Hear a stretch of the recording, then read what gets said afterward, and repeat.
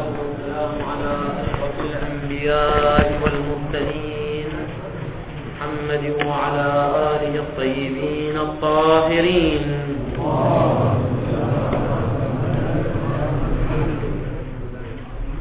قلنا في الدرس السابق بأن الطلب والإرادة بينهما اتحاد وعينية ذهنا ومفهوما وماهية ومصداقا خارجيا وإنشاء. ومرادنا من الوحدة هي الوحدة في نفس الرتبة. يعني شنو في نفس الرتبة؟ يعني مثلا في المصداق الخارجي توجد وحدة بين الإرادة وبين الطلب. في الإنشاء توجد وحدة بين الطلب الإنشائي والإرادة الإنشائية. فمرادنا من الوحدة يعني بين الطلب الإنشائي والإرادة الإنشائية، وبين الطلب الحقيقي والإرادة الحقيقية، وليس بين الطلب الإنشائي والإرادة الحقيقية، فإن المغايرة بينهما أبين من الشمس وأوضح من الآن كما تقدم في الدرس السابق. المصنف تثبيتا لهذه الفكرة يستدل بدليل وجداني. يقول في الوجدان كفاية عن البرهان، لا نحتاج إلى دليل برهاني، يكفينا دليل وجداني. ولتوضيحه نقول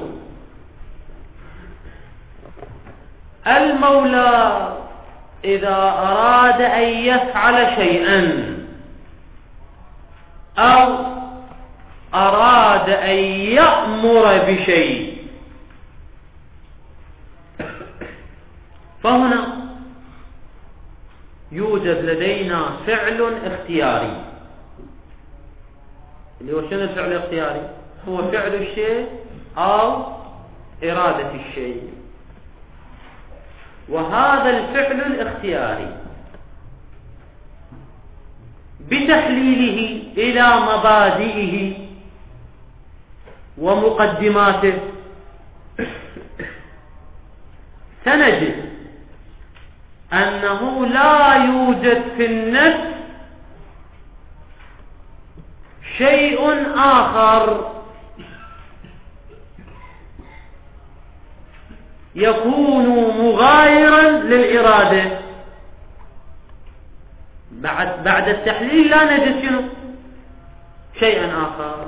ولتفصيل المطلب نقول الجملة إما خبرية وإما إنشائية. والجملة الإنشائية إما دالة على الطلب كقوله افعل، يعني كصيغة الأمر ومادة الأمر وغير ذلك، وإما أن لا تكون دالة على الطلب، يعني جملة إنشائية لا تدل على الطلب،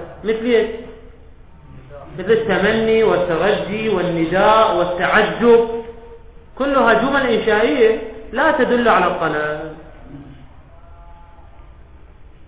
فلدينا ثلاثة أنواع من الجمل. النوع الأول الجملة الإنشائية الطلبية، يعني الدالة على الطلب، كقوله لعبده افعل، أقم الصلاة، انتبه، ادرس. فهذا فعل اختياري من المولى وطلب للفعل الاختياري من العبد. وهذا الفعل الاختياري إذا حللناه سوف لا نجد إلا الإرادة ومقدمات الإرادة، مبادئ الإرادة. يعني شو نقول؟ مبادئ الفعل الاختياري بعد التحليل نجد أنها لا تتكون إلا من الإرادة ومبادئ الإرادة. مبادئ الفعل تتكون من مبادئ الإرادة. واضحة هاي الفكرة؟ خلينا نجي نفصل. هذه جملة عامة. مبادئ الفعل الاختياري إذا حللناها لا نجد من تلك المبادئ إلا الإرادة ومبادئ الإرادة. زين، ما هي مبادئ الفعل الاختياري؟ الجواب: توجد لدينا جملة من المبادئ للفعل الاختياري. أولا التصور ولحاظ الموضوع، كمن يتصور الحج، من يتصور طلب العلم، الأعزب يتصور الزواج، وهكذا يتصور شيئا. هاي يا مرحلة، هاي أولى. ثانيا، ثم يصل إلى مرحلة التصديق بفائدته. يعني يصل إلى مرحلة شنو؟ أن يصدق بفائدة طلب العلم وفائدة الحج وفائدة الزواج. هاي شنو المرحلة الثانية؟ فأول وحدة تصور، ثانية تصديق بالفائدة. طبعا والتصديق بالفائدة إما نظري وإما ضروري. حتى ما يعني شلون الفائدة إما ثابتة بحيث لا تحتاج إلى دليل، وإما تحتاج إلى إلى نظر واستدلال.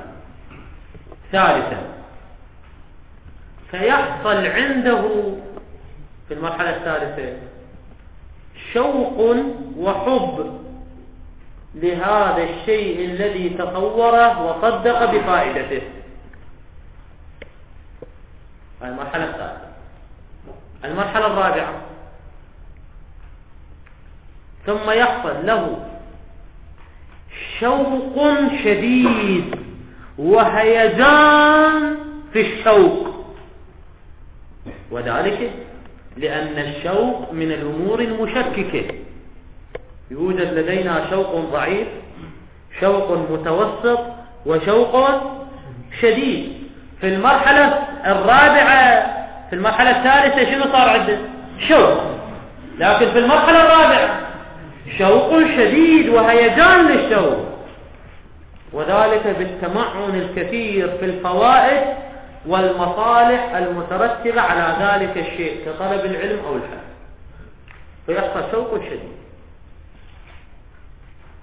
ثم في المرحلة الخامسة يحصل عنده جزم، بحيث يشتاق إلى هذا الشيء اشتياقا جازما. يعني شنو جازما؟ بحيث لا يتردد ولا يشكك، وإنما يجزم ويتيقن بفائدة هذا العمل والاشتياق إليه بلا تردد. هاي كم مرحلة صار؟ ثم بعد الجزم يحصل له الشوق الأكيد. ثالثا، يحصل عنده الشوق الشديد. في الثالث شوق، ثم شنو؟ شوق شديد، ثم جزم، ثم الشوق الأكيد، مو الشوق الشديد. السادس الشوق الأكيد المؤكد الذي يستدعي التحرك وتحريك العضلات. وهذا الشوق المؤكد هو معنى الإرادة الحقيقية.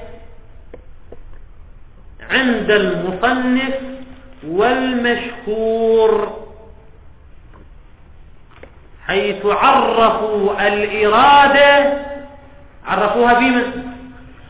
بأنها الشوق الأكيد الذي يستدعي التحرك وتحريك العضلات.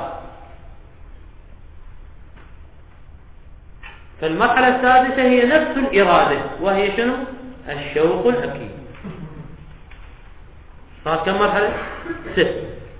المرحلة السادسة فيحصل التحرك. بعد حصول الشوق الأكيد يحصل تحريك العضلات والتحرك والسعي نحو المقصود. وذلك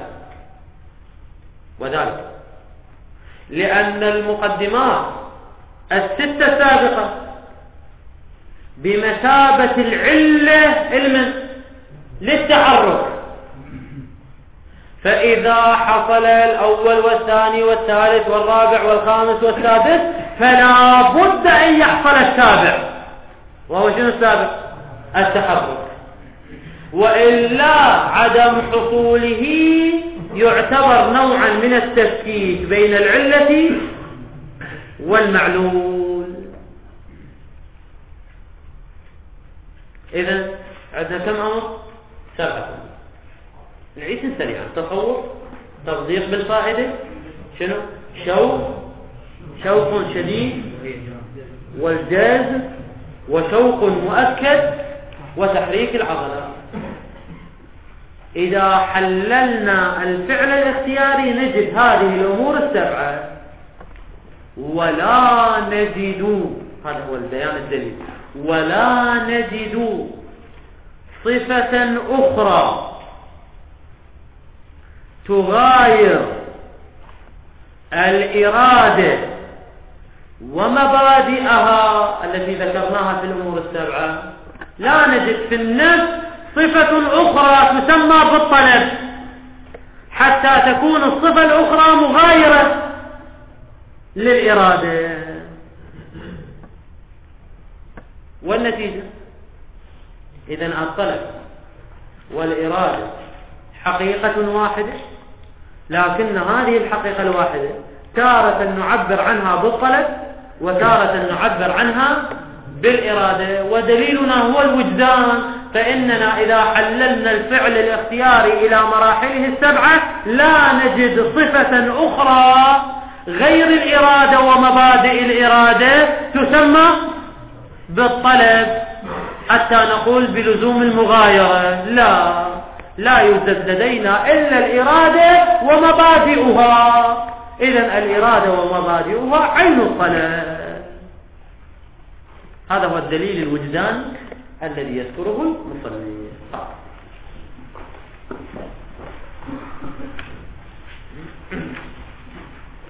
فإذا عرفت المراد من حديث العينية والاتحاد، حيث قلنا أن الاتحاد وين يكون؟ في نفس الرتبة لا مع اختلاف الرتبة. ما هو الدليل على الاتحاد؟ ففي مراجعة الوجدان عند طلب شيء والأمر به حقيقة. يعني كلامه وين راح يصير؟ في الجملة الإنشائية الدالة على الطلب. يعني النوع الأول من الجمل، بعدنا ما انتقلنا إلى الأنواع الأخرى. الجملة الإنشائية دالة على الطلب حقيقة. الرجوع إلى الوجدان يكفي لإثبات الاتحاد بين الطلب والإرادة، ففي مراجعة الوجدان كفاية، فلا يحتاج إلى مزيد بيان وإقامة برهان. يعني بين لنا الوجدان، يقول فإن هذا بيان للوجدان، فإن الإنسان لا يجد في نفسه، لا يجد افتح قوس غير الإرادة القائمة بالنفس، لا يجد غير الإرادة ومبادئ الإرادة القائمة بالنفس. سد القوس. لا يجد ماذا لا يجدوا صفة أخرى قائمة بالنفس تكون، يا هي اللي تكون الصفة الأخرى هي الطلب غير الإرادة، حتى تبدأ شنو المغايرة. فإن الإنسان إذا رجع إلى وجدانه لا يجد غير الإرادة القائمة بالنفس، لا يجد صفة أخرى قائمة بالنفس، تلك الصفة الأخرى تكون هي الطلب حتى تلزم المغايرة بين الطلب والإرادة. أصلا لا يجد هكذا صفة، تكون هي الطلب غيرها. طبعا هنا بالعبارة يكون هو الطلب، الأصح تكون هي الطلب، وغيرها الظاهر أنه خطأ من الناسخ إذ لا معنى لها. غيرها يعني غير الإرادة، وقد تقدم قال غير الإرادة، هو قال فإن الإنسان لا يجد غير الإرادة، بعدين يجي يقول غيرها، هذا ما إلنا. فإن الإنسان لا يجد غير الإرادة القائمة بالصفة الأخرى، طبعا إلا أنه شنو يجد مبادئ الإرادة. لذلك أنا قدمت لك العبارة، قلت له غير الإرادة ومبادئها، لا يجد غير الإرادة صفة أخرى إلا مبادئ الإرادة، اللي هي شنو مبادئ الإرادة؟ السبعة اللي ذكرناها، سوى ما هو مقدمة تحققها، لا يجد سوى ما هو مقدمة تحققها. تحقق من الإرادة اللي هي شنو المقدمة؟ أول عند خطور الشيء، أي مرحلة؟ التصور والميل والشوق، هذا الثالث، وهيجان الرغبة إليه إلى الشيء، هذا الرابع، الأمر الرابع، والتصديق لفائدته، هذا الأمر الثاني. هو ذكر الأول والثالث والرابع ثم الثاني. المفروض يقدم التصديق، يقول عند خطور الشيء والتصديق لفائدته أو بفائدته، ثالثا والميل، رابعا وهيجان الرغبة إليه، خامسا وهو الجزم، يعني ما هو مقدمة لتحقق الإرادة الجزم، إذا حصل الجزم هيا مرحلة فارق الخامس. زين بعد الجزم ايش راح يصير عندنا؟ راح يصير عندنا شنو؟ الشوق الأكيد اللي هو نفس الإرادة. ففي الحقيقة مقدمات الإرادة هي الأمور الخمسة الأولى، أما الأمر السادس هو عين الإرادة مو مقدمة الإرادة كما بينا. زين الأمر الخامس وهو الجزم بدفع وإلغاء ما يوجب توقف هذا الإنسان الجازم عن طلب الشيء لأجلها. لأجل من لأجلها؟ لأجل الفائدة التي صدق بها واشتاق إليها. وبالجملة لا يكاد يكون استحقوا غير الصفات المعروفة والإرادة. سد القول. مقصود الصفات المعروفة شنو؟ مبادئ الإرادة اللي هي كم مبدأ؟ كم مبدأ؟ 5، لأن السادس هو نفس الإرادة، والسابع يترتب على الإرادة. مقدمات الإرادة هي الأمور الخمس. لا يكاد يكون غير الصفات المعروفة والإرادة، يعني راح يصير المجموع 6. لا يكاد يكون هناك صفة أخرى، يعني لا توجد هناك صفة أخرى قائمة بها، يعني بالنفس تكون، يا يلي تكون الصفة الأخرى هي الطلب. قاعد يكرر العبارة نفسها. زين إذا ماكو صفة أخرى غير الإرادة ومبادئ الإرادة، في الجملة الإنشائية الطلبية لا نجد إلا الإرادة ومبادئ الإرادة. إذا الطلب يتحد مع الإرادة، فلا محيص إذا ماكو أي صفة أخرى فلا محيص عن اتحاد الإرادة والطلب، ولا محيص أن يكون ذلك الشوق المؤكد. يا أمر هذا السادس، هذا الأمر السادس اللي هو عين الإرادة المستتبع لتحريك العضلات. هذا يا أمر هذا السابع، المستتبع لتحريك العضلات في إرادة فعله بالمباشرة. يعني إما هو يريد الفعل مباشرة كالعطشان يذهب ويشرب الماء، أو المستتبع لأمر عبيده بالفعل فيما لو أراده لا كذلك. يعني شنو لا كذلك؟ يعني فيما لو أراده بشكل غير مباشر، إما يريده بالمباشرة أو لا كذلك، يعني لا بالمباشرة. أحسن، طلب تكويني مباشرة وطلب تشريعي بالواسطة. هاي الأمر السابع خلينا بين شاركين، المستتبع لتحريك العضلات إلى قوله لا كذلك تمتد الشارحة. نرجع إلى أصل الجملة، وأن يكون ذلك الشوق الأكيد المؤكد هو شنو؟ مسمى بالطلب والإرادة. إذن ما هو معنى الإرادة؟ هو الشوق المؤكد. ما هو معنى الطلب؟ هو الشوق المؤكد. لكن الحقيقة واحد، اللي هي شنو الحقيقة الواحدة؟ الشوق المؤكد يعبر عنها تارة بالطلب ويعبر عنها تارة أخرى بالإرادة، فهما لفظان مترادفان لحقيقة واحدة. مسمى، هاي مسمى خبر ليكون، وأن يكون ذلك الشوق المؤكد مسمى بالطلب والإرادة كما يعبر به بمن به؟ بالطلب، كما يعبر بالطلب تارة وبها يعني بالإرادة أخرى. فالمعنى واحد، لكن مرة يعبر عنه بالطلب ومرة يعبر عنه بالإرادة كما لا يخفى. طبعا هذا ظاهر المصنف المشهور، تفسير الإرادة بمن؟ بالشوق المؤكد.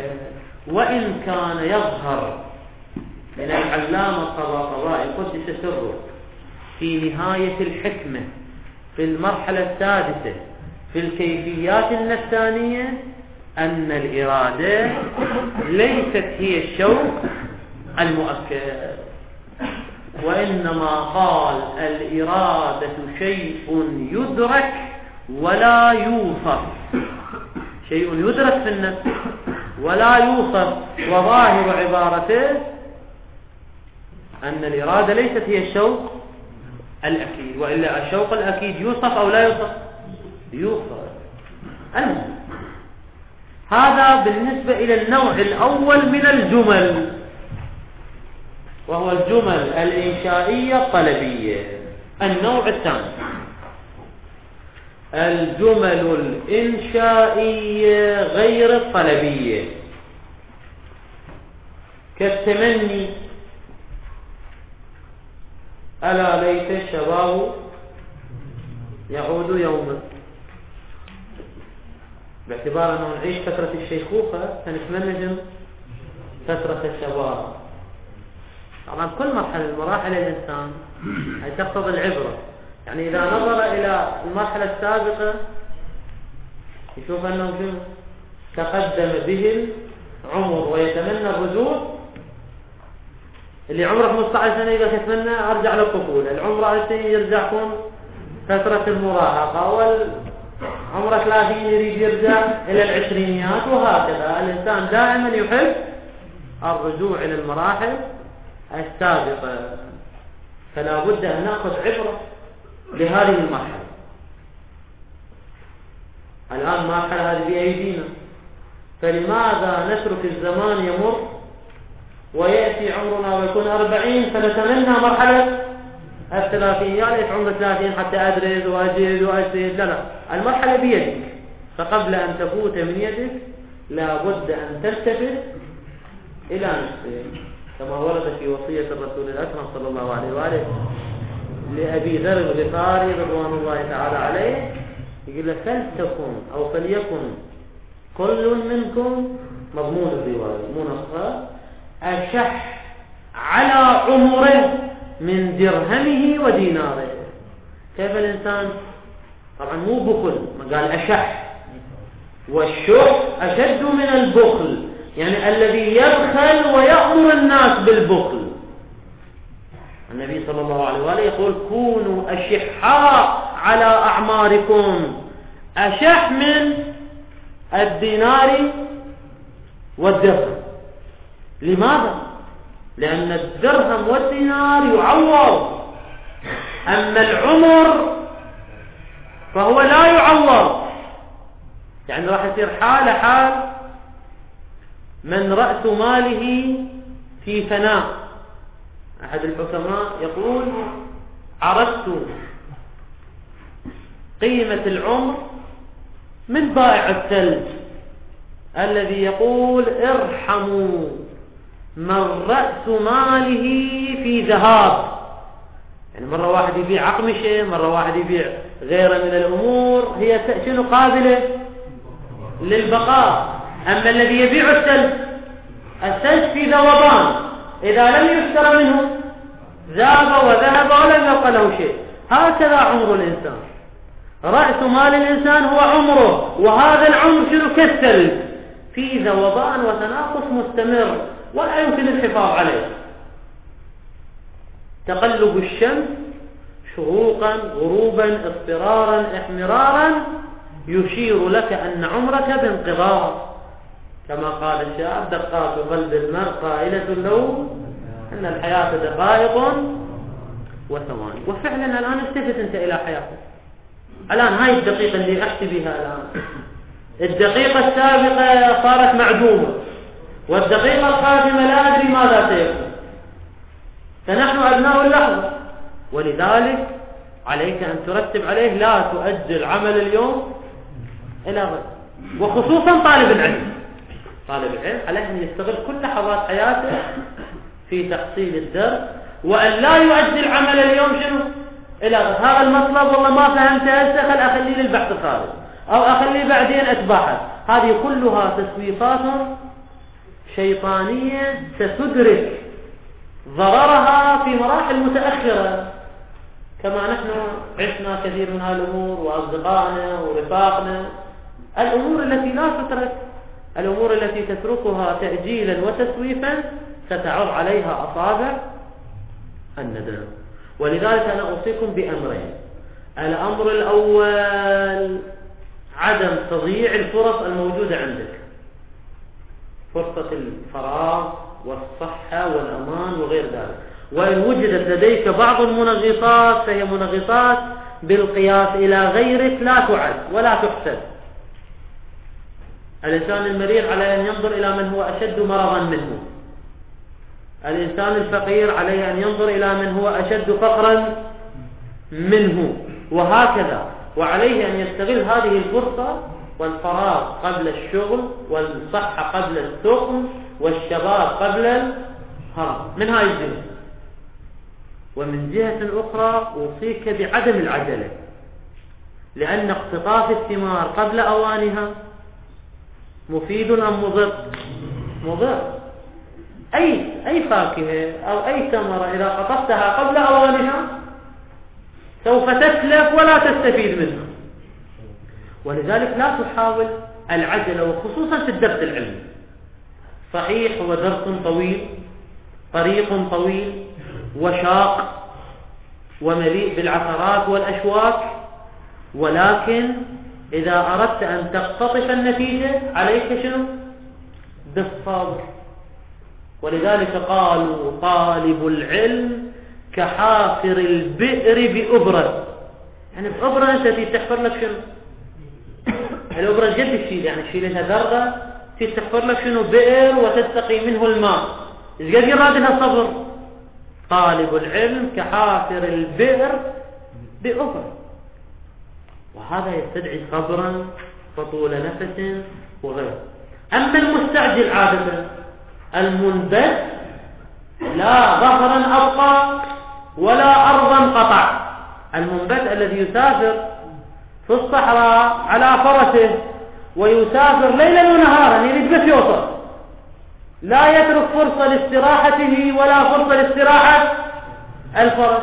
في الطريق سيهلك الفرس وتموت الدابة. الظهر لا ظهرا أبقى، وهو قطع المسافة ولم يقطع المسافة، لم يقطع المسافة.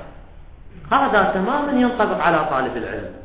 يعني الآن أنت في مثلا الطالب في مرحلة المقدمات عليه أن لا ينظر إلى مرحلة السطوح، قد وصل السرعة وكذا ما أدري شنو. صحيح استغلال الوقت مهم، لكن استغلال الوقت شيء والطفرة شيء آخر. يدرس لك كم كتاب من المقدمات يوصل السطوح، هم ياخذ له سنة سنتين ويمل، هم يدرس له كم كتاب لحق على البحث الخارج، ويروح يقعد بالبحث الخارج ويجد نفسه مشوشا ولا يدري من أين يدخل إلى المطلب ومن أين يخرج من المطلب. كما وقع في كثير من الإخوان مع الأسف، يجي يقول لي أنا شو مشوش الذهن بالبحث الخارج. قلت أنت أكملت السطوح كلها بحذافيرها؟ قال لا. مثلا تأنيت بالموضوع؟ لا. شوي استعجل، يقول خلينا نستغل السنوات. يا أخي استغل السنوات، لكن استغلها بطريقة مبرمجة صحيحة.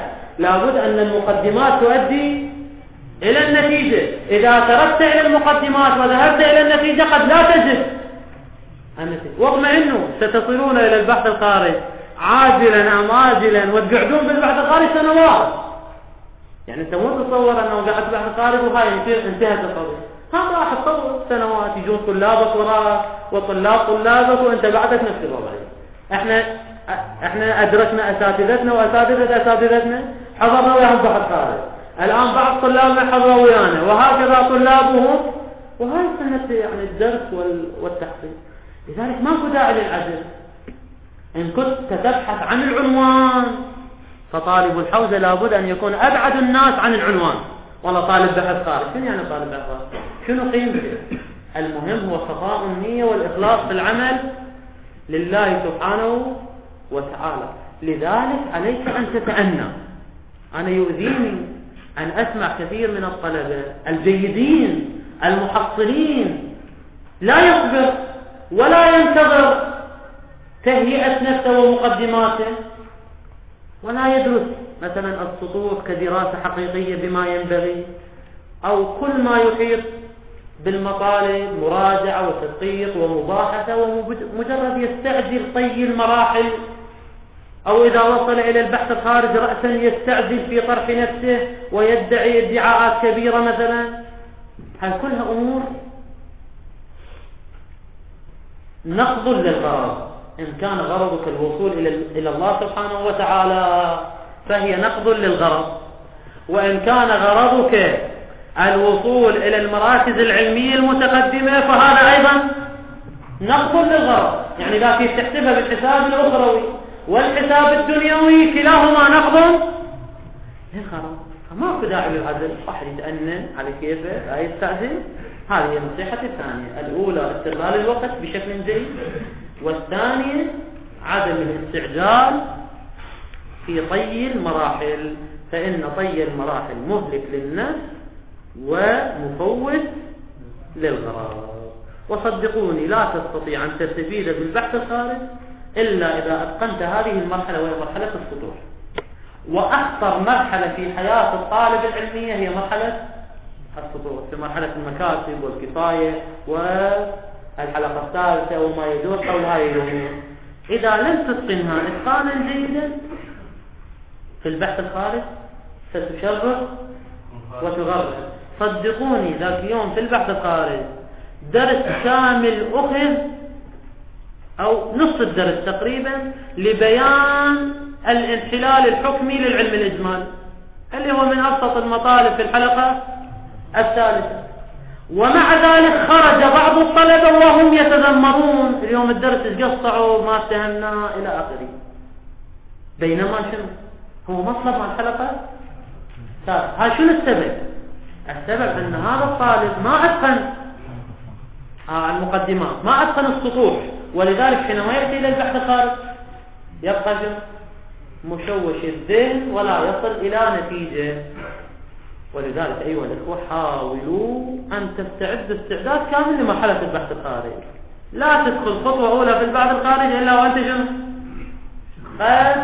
إلا وأنت شاك السلاح.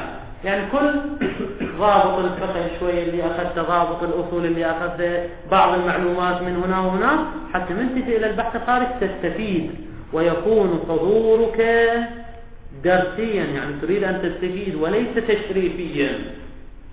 بعض الطلبة مع الأسف يحضر حضور تشريفي، شفناهم يعني هذا اللي ينام بالدرس. يعني لا تستغرب ولا تتعجب. أنا شايف طالب يجي وينام بالدرس، إذا من جاي؟ العجيب بعض المؤلفين أو بعض العلماء والحكماء يقول رأينا بعض طلاب العلم يأتون إلى الدرس مبكرين، يقول مثلا الساعة 6 أو 5 من أحياء بعيدة، مناطق بعيدة، ويتحملون التعب والجهد إلى آخره إلى أن يصلوا إلى مكان الدرس. فإذا لم يجدوا الأستاذ وقالوا لهم الأستاذ لا يأتي اليوم، فرحوا قالوا والله اليوم يعني عطلة مرتاحين. يعني يجي من مبكر ومحروم من النوم ويقطع كل هاي المسافة، ومن يجي يلقى الأستاذ ما موجود أو مريض أو ما أدري شنو، يفرح في سريرته لأنه شنو؟ والله لقى له فسحة واستراحة وإلى آخره. هذا في الحقيقة كله نقض للغرض. لذلك كنصيحة أخوية أريد منكم جميعا ألا تستعجلوا. وتعبير واحد من أساتذتنا يقول الحوزة العلمية بيدها سلاح مخفي، كل من استعجل ضربته طلقة. وفعلا أنا عندي أصدقاء رفقائي في الدرس، مو رفقائي يعني، عندي أحد الطلبة اللي أنا درست لمعة، يعني أنا مدرس لمعة، طالب هو جيد صحيح، لكن طالب في المراحل اللي وراي، يعني سبحان الله. وإذا ما أسمع إلا وعناوين براقة ومكاسب ودرس خارج عجيب. يعني هذا في قوم أحد أصدقائي، يعني هو صديق، لا أعتبره صديق، يعني آية الله كذا مكتب ودرس خارج، ولاقاني هناك في قوم يقول لي غير أنت ما تريد تقفز، احنا قفزنا. قلت سبحان الله، يعني هي الشغلة شغلة يعني اقفز، هي هاي الشغلة يعني. فإياكم أن تقعوا في هذا الخطأ المهلك في الدين والدنيا.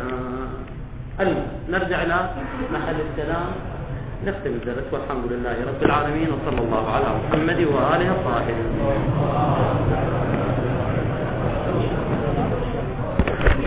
جزاكم الله خير.